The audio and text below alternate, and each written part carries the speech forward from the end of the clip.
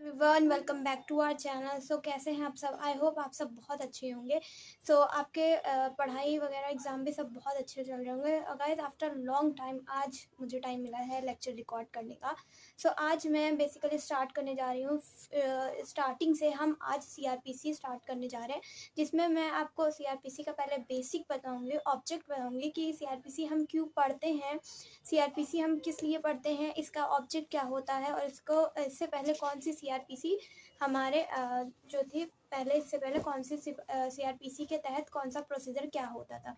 ठीक है, तो चलिए स्टार्ट करते हैं हमारा आज का जो ये सेशन है सीआरपीसी का। ठीक है, सो बेसिकली हम कोई भी सब्जेक्ट पढ़ रहे हैं, नथिंग ओनली सिर्फ सीआरपीसी। ठीक है, सीआरपीसी ही नहीं, हम कोई भी सब्जेक्ट अगर पढ़ते हैं, लाइक सीआरपीसी हो गया, आईपीसी हो गया, एविडेंस है या कोई भी, तो हमें सबसे पहले ये पता होना चाहिए कि हम उस सब्जेक्ट को क्यों पढ़ रहे हैं, रीज़न क्या है। First question, what is reason, कि हम क्यों पढ़ रहे हैं। और सेकंड क्वेश्चन ये होना चाहिए हमारे पास कि ये सब्जेक्ट है क्या, किस लिए है। ठीक है, एंड थर्ड वन इज़ कि इसके अंदर क्या क्या दिए गए, किस चीज़ के लिए हम इसको मतलब कोई भी सब्जेक्ट है या हम उस चीज़ को किस लिए उसका यूज़ क्या कर सकते हैं, ये हमारा क्वेश्चन होने चाहिए कोई भी चीज़ पढ़ने से। तो मुझे लगता है ऐसा कि अगर हम कोई भी सब्जेक्ट पढ़ने से पहले ये समझ लें कि कब क्यों कहाँ, तो हमें कोई भी किसी भी सब्जेक्ट में परेशानी आगे नहीं होगी पढ़ने के लिए। इवन जब हम हिस्ट्री पढ़ते हैं तो हिस्ट्री में आपने देखा होगा कि हिस्ट्री में सबसे फर्स्ट पेज पर ही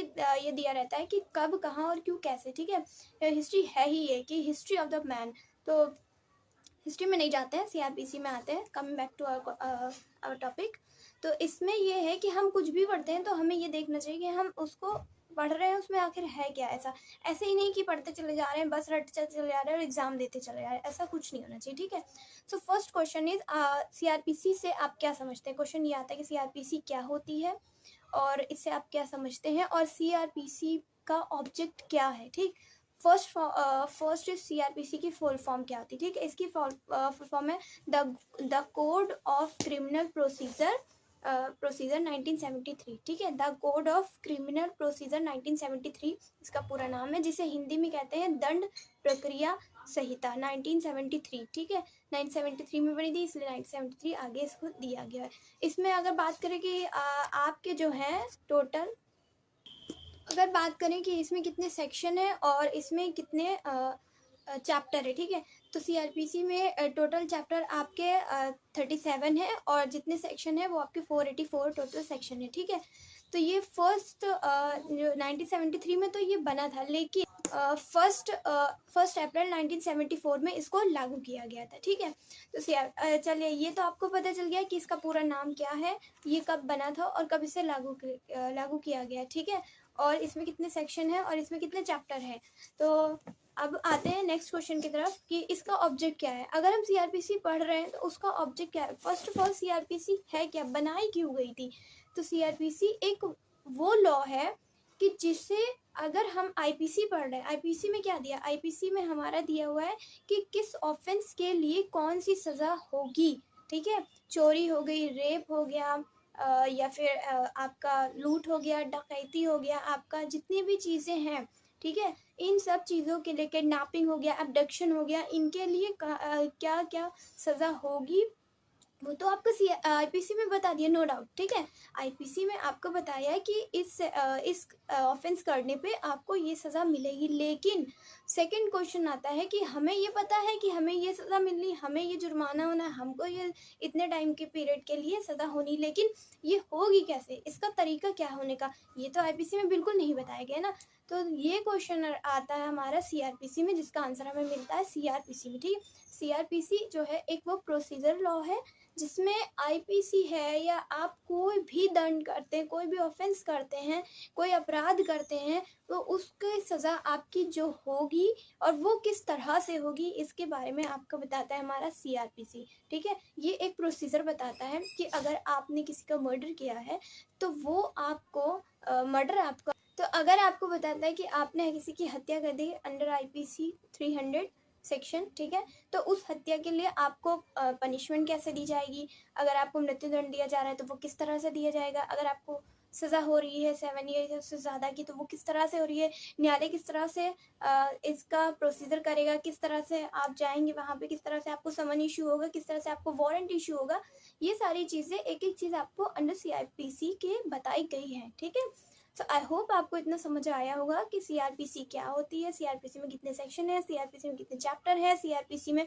क्या बताया गया है और ये क्यों बनी है। ठीक है, नाउ मूविंग टू ऑब्जेक्ट। ठीक है, ऑब्जेक्ट क्या होता है CRPC का, तो CRPC का ऑब्जेक्ट ये होता है कि दंड यानी कि पनिशमेंट से संबंधित जो विधि है उसको एक सुचारू रूप से उसे चलाया जा सके, मतलब कि कहीं भी ऐसा लगे नहीं कि हम ये दिया है तो कोई कन्फ्यूज़न क्रिएट हो रहा है, नहीं, ऐसा कोई कन्फ्यूज़न क्रिएट कहीं भी नहीं होना चाहिए। तो ये अंडर CRPC बताया कि इसका ऑब्जेक्ट ये है कि जो दंडों की प्रक्रिया है, पनिशमेंट देने की जो प्रक्रिया है वो सुचारू रूप से चल सके। ठीक है, अगर बात करें कि इसकी हिस्ट्री की, तो CRPC की हिस्ट्री ये कि इससे पहले एक 1898 में, इससे पहले CRPC से पहले एक 1898 की CRPC चलती थी। ठीक है, उसमें क्या बताया था कि इसमें यही सारी चीज़ें थी बट इस तरह से नहीं थी, अलग तरह से थोड़ा सा, मतलब वो तो हमें हमारे कोर्स में जब ख़त्म ही हो चुका तो कुछ नहीं है तो उससे कह नहीं सकते, लेकिन अब प्रेजेंट टाइम में जो चल रही है, बस इसका हिस्ट्री इतना समझिए कि 1898 में CRPC चल एक थी, उसको ख़त्म करके इसकी जगह पे 1973 की जो प्रेजेंट टाइम में चल रही है CRPC उसको लाया गया, जो कि आपका 1 सितंबर जो कि आपकी 1 अप्रैल 1974 में आपकी जो है लागू की गई। ठीक है सर, 1973 में बनती और 1974 में आपकी ये लागू कर दी जाती है। ये है CRPC।